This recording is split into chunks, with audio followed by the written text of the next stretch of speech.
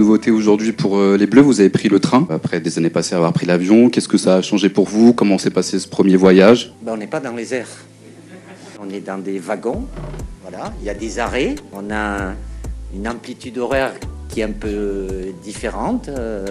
Voilà, donc rien de bien méchant, même si j'ai dû décaler le déjeuner d'une bonne demi-heure, mais bon.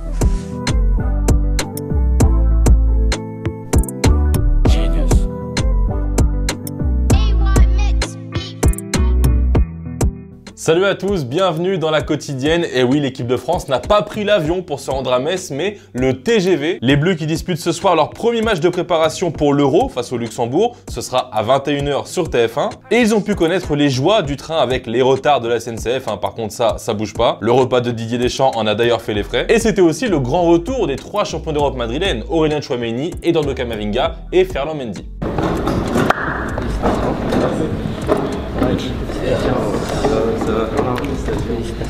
Voilà, comme je dis, c'est toujours un plaisir de venir ici, de retrouver les copains, de trouver une bonne équipe, la bonne ambiance aussi. C'est un rêve devenu réalité, c'était un objectif qu'on s'était tous fixé en début de saison. Maintenant on l'a fait, donc on a bien profité de ce moment-là. Et puis maintenant place à l'équipe de France. Ce soir donc ce sera le Luxembourg pour nos Bleus, et au passage les Luxembourgeois n'ont jamais gagné face à l'équipe de France. Et en 2017, alors avant dernière confrontation, c'était la toute première sélection de Kylian Mbappé. Alors il y a eu du chemin parcouru depuis ce match, et quand on demande au défenseur Maxime Chanot comment arrêter Mbappé, là il n'a pas trop de réponses. Donc si vous avez des conseils, lui il est preneur. Évidemment, affronter ce genre de joueur, c'est toujours difficile pour les défenseurs.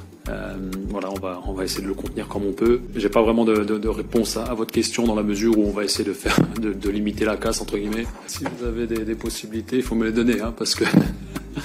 Et en parlant de Kylian Mbappé, hier toute la planète foot a réagi à son arrivée au Real Madrid. Mais il y en a un qui s'est exprimé un peu tard dans la journée, c'est Joan Laporta. Le président du Barça, qui va donc devoir affronter le Français au moins 2 fois par saison, a quand même été honnête dans une interview sur Barça One. En tant que coulé, ce n'est pas la meilleure nouvelle de voir Mbappé signer à Madrid, mais je préfère la philosophie du Barça avec la Masia et la création de nos joueurs pour l'avenir.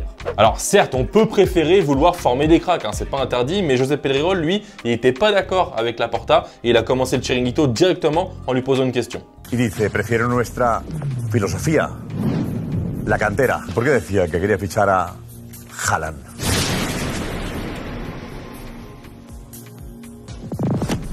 No cuela.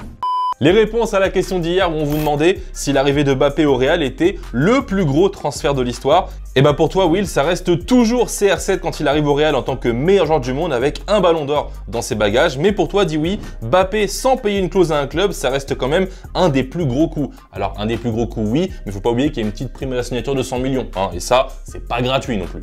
En parlant de transfert, Kevin De Bruyne a lâché une petite bombe hier dans le média belge HLN. Le milieu de terrain de Manchester City s'est confié sur un potentiel départ en Arabie Saoudite et il ne fermerait pas la porte. À mon âge, il faut être ouvert à tout. Vous parlez de sommes incroyables sur ce qui pourrait être la fin de ma carrière. Si je vais jouer là-bas pendant 2 ans, je pourrais gagner une somme incroyable. Et du coup, vous me voyez venir, l'équipe question du jour, où devrait aller Kevin De Bruyne pour la fin de sa carrière? Rester à City, aller dans un autre club européen ou en Arabie Saoudite? Bref, dites-moi tout et demain on sélectionnera 2 commentaires.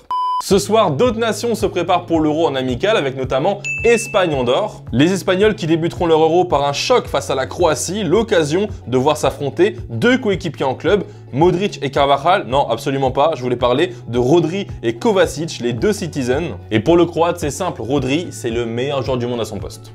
Po meni trenutno najbolji zadnji vezni na svijetu.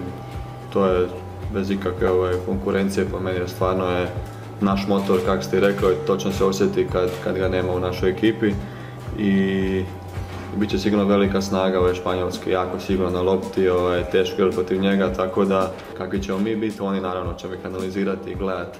Allez, c'est l'heure de s'envoyer un bon petit football vrai. On va commencer en Argentine avec une belle combinaison ponctuée d'une frappasse pour l'équipe du Dos de Mayo. On enchaîne toujours en Argentine avec un lob magnifique signé Ignacio Puceto pour Huracan. Et on termine au Maroc en douceur, c'est faux, avec ce missile d'Amin Zouzou pour l'Asfar.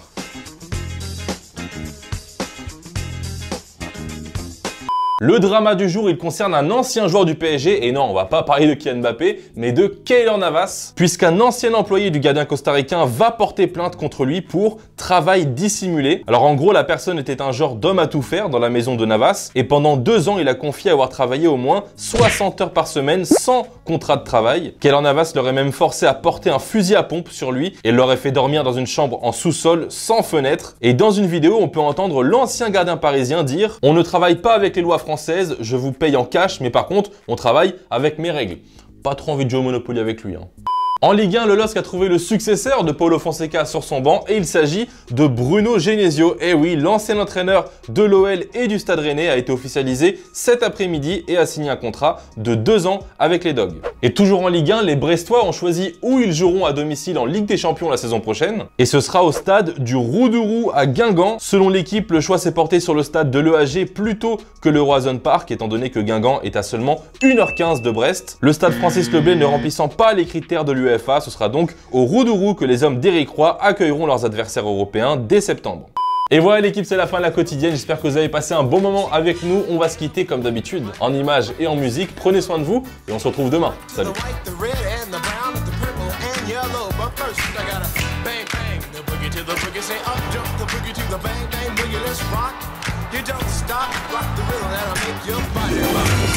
C'était votre programme avec Winamax. Winamax, le plus important, c'est de gagner.